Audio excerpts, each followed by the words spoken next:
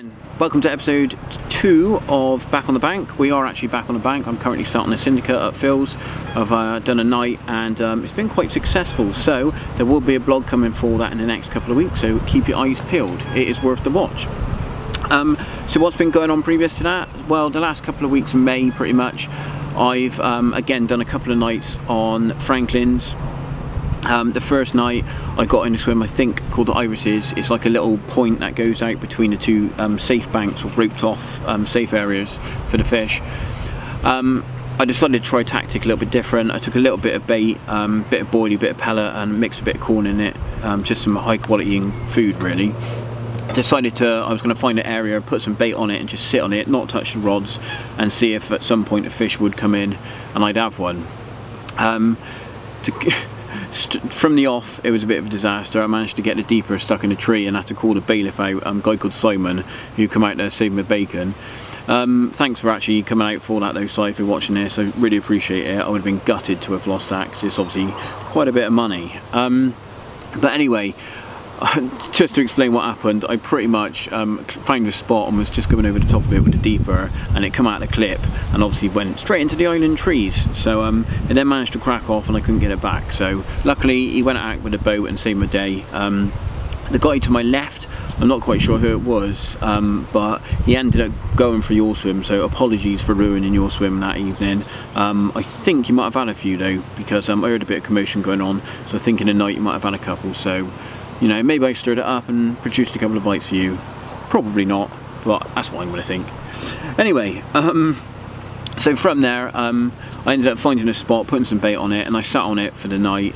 Not much really happened, to be fair. I didn't really have anything, and yeah, to sum it up, I basically sat there drinking tea, watching motionless rods. I was getting a couple of liners actually, and there was a reason for that. I thought it was going to be a carp, but it wasn't, and upon inspection up a tree I saw something sat amongst the weed waiting for its next meal, and it was this guy.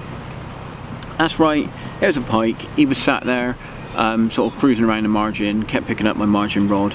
Oh well, it at least the indicator sounded, I guess, and something happened. But it's safe to say it's not going that great out there at the moment. And I went back for a short night a few days later, going into my days off. I was due to be going to Phil's to do a couple of nights with Hugh, which will be coming up within the next week. So that is a brilliant session, so make sure you check out that one. It's going to be a good one, topped off by a beautiful common that I had. Yeah, it's a really nice session. But anyway, I was due to go there the following day, so I only had a really short night. Managed to find a couple of fish cruising around, and yeah, I basically had nothing. I pretty much blanked my ass off in there, nothing really happened. A little bit disappointing, but that's just how it goes, innit? To be fair, the fish started to show signs of spawning the day after. Out in open water, they were thrashing around a bit, so it was just as well that I was packing up and going home, because they clearly had other things on their mind, which is probably why I didn't catch anything, to be honest. I'm going to be bringing in a new little segment into this Back on the Bank updates, and that's going to be something I'm going to call In Focus. And what it's going to do is basically focus on a particular product, a particular rig, just something I'm going to focus on, talk about, and just give you a bit of an idea about. So this week's In Focus is going to be the Ridgemonkey Square Mug, in which I'm going to be doing a little bit of a review on it, as it's a great little bit of kit. So check this out.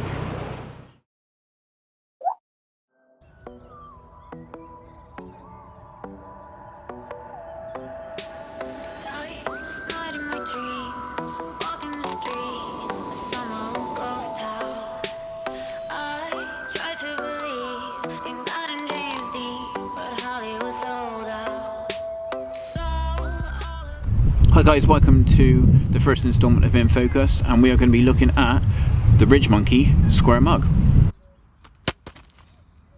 Why is it good? Well, essentially it keeps your drinks warm for up to an hour. That's due to its double wall insulation. Essentially it's got two walls, and the air inside the walls stays warm via the drink you put into it. So it's made of polypropylene, which is a very hard and rigid plastic. As you can see, I can squeeze it and it doesn't even budge. Very robust, very tough. No more broken ceramic. So because of its square shape, it fits really nicely into your luggage. comes in 400ml size, which is a very sizable brew, I'm gonna say. But the good thing with that is once you make one, you haven't got to make another time and time again. You make one, fill it up, and it's going to keep you going. One little thing I do love about this is it's really good if you're going on a quick little day session or a little short session, you want to take a brew.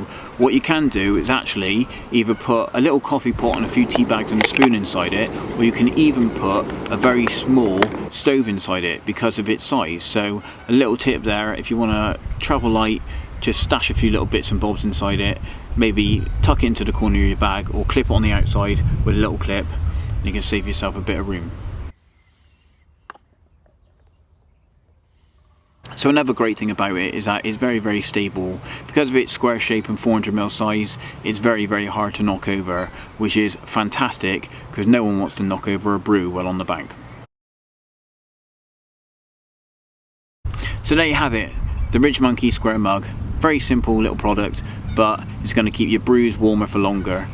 Check it out, they're in the shops, $9.99. You can get them in green or black, or you can get them as a double set, I think $16.99. Why not get yourself one?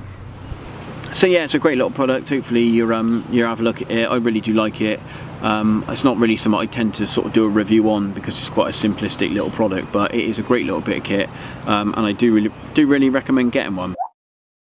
So aside from the fishing up in South Surney and also the fishing I've done on the Syndicate, I've been going to a little place quite close to home. It's about 20 minutes away, and it's a little forgotten pool, and it's literally just sort of lost in time. No one really fishes it. There's probably the odd guy around there. You see the odd sign of a little bit of discarded tackle and that, things like that. But I think a lot of it's probably locals and kids.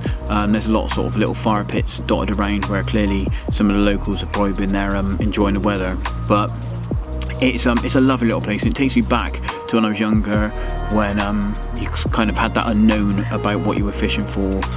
You didn't sort of have the knowledge like you do as you sort of progress with your fishing, and it's really nice. It's a very atmospheric kind of place. There's no one around, very quiet, out kind of in the sticks, and that. It's a really nice little place. So I'm really looking forward to putting in a little bit of time on there. It's probably going to be sort of 2-3 hour sessions, just slotted in between everything else. Maybe I'll start trickling a little bit of bait in eventually, but I've had a little go stalking. I did have an opportunity which unfortunately I did manage to mess up, you know, surprise but yeah, I put a bit of floating bread in front of a fish, it's about a slow sinking bread, and as it sank down it turned around and took it, and I managed to pull the hook out of it unfortunately. But there's nothing huge in there, maybe scraper 20 at best I would have thought, but it's a really interesting place, and some of them look like real old sort of warriors, lovely sort of dark fish, so I'm really looking forward to having a go and maybe picking 1 or 2 off. Yeah, so I will be documenting my fishing on there, but so far I've had a little walk around a few times. I've actually walked it over the past few years quite a bit, but I've just never really cast a line, and like I said, this past sort of few weeks is the first time I've actually cast a line. So that's it for now. Unfortunately it's been a little bit lacking in fish this month, or this last few weeks, other than the Phil's trip, which will be coming out in a session which kind of boosted the spirits, that's for sure. But I'll be back with another update soon. I will say, if you want to keep up to date with what we're doing, make sure you follow us on Instagram at The Fishing Bloggers. I update my Insta story quite regularly, especially when I'm on the bank, and also put a lot of photos and content up on there. So if you want to sort of catch up in between the videos, then that's a great place to go to find out. But until next time, I hope you're all getting out and having a few, and we'll see you again soon. Tight lines.